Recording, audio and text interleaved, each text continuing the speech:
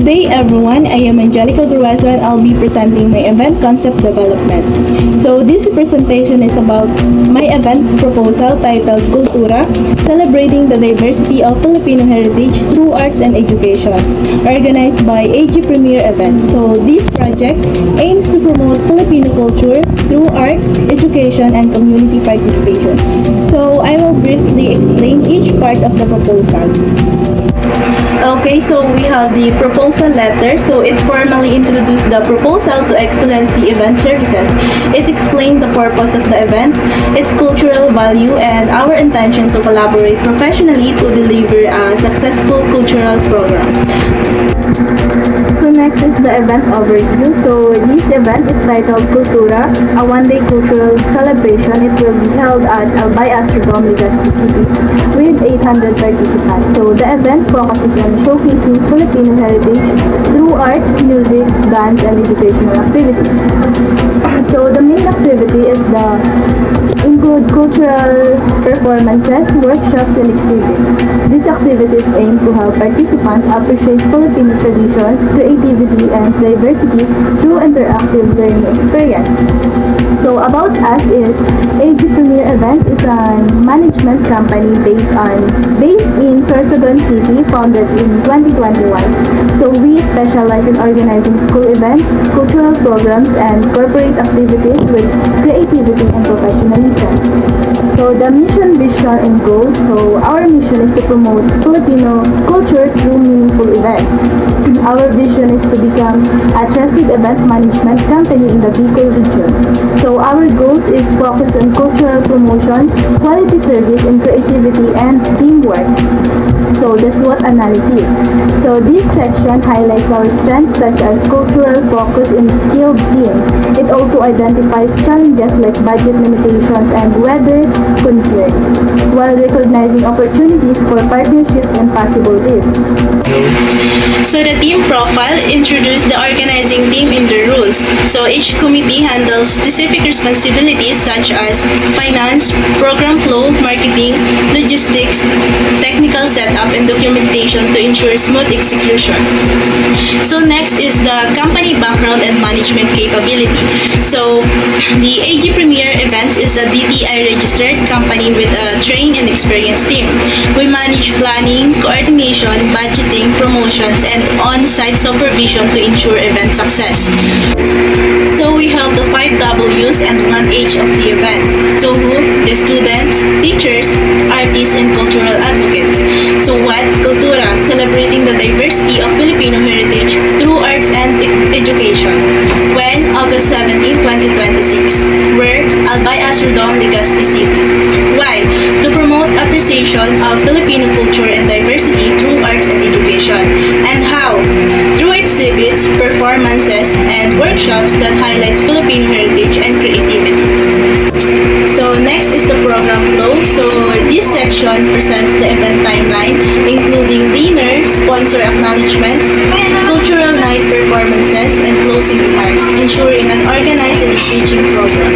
So we have the budget proposal. So the budget includes insurance, professional fees, VAT, and contingency funds.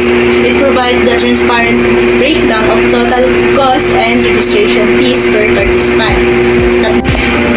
So here is the subtotal of the budget proposal. So sa live-in is 1,323,600 pesos, while sa live-out naman is 1,321,100 pesos.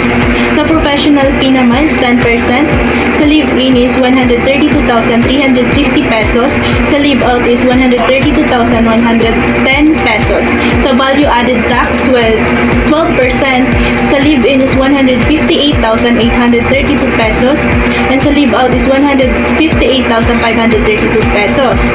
So sa contingency expenses, 15%. So sa live-in is 198,540 pesos. Sa live-out is 198,165 pesos.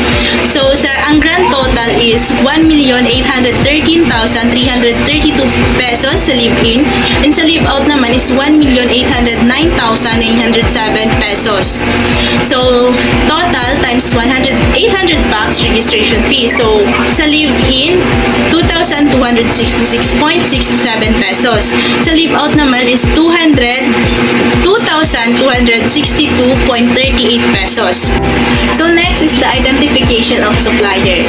Sa accommodation, proxy by the Oriental Albay for guest speaker. Sa venue naman is Albay Astrodome, sound system and lights, Albay Astrodome Technical Services. Sa catering naman is AG Premier Events Catering Services. Sa transportation is Bicol Isarog Transportation. And sa documentation and media coverage, Aperture Studio and Production. And sa tokens or the certificates and event kits, Print House Marketing Solutions. So we have the sample pictures of hotel and tourist spots. So visual references of the venue, hotel accommodations, transportation, and nearby tourist destinations are shown to support logistical planning. So sa accommodation, proxy by the Oriental for guest speakers.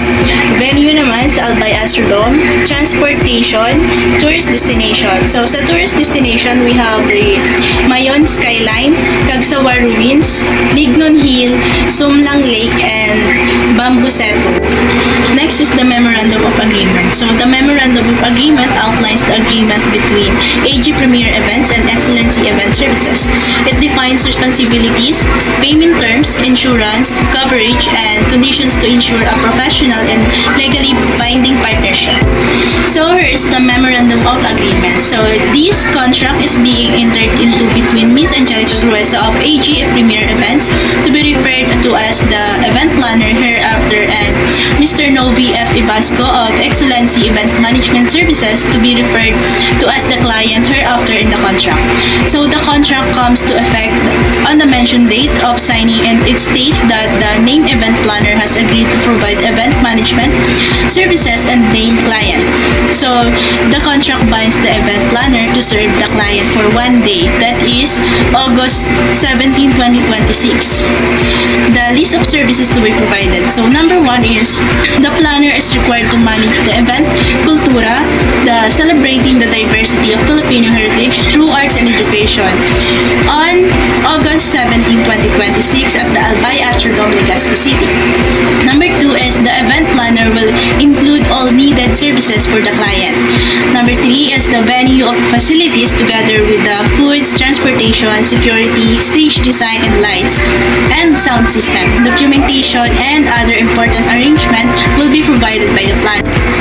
So, sa terms naman is number 1 is the total amount for live-in is 1,813,332 pesos, and for live-out is 1,809,907 pesos inclusive of all necessary services and charge. Number 2 is 50% payment shall be made upon signing of the contract and 50% 2 days before the event.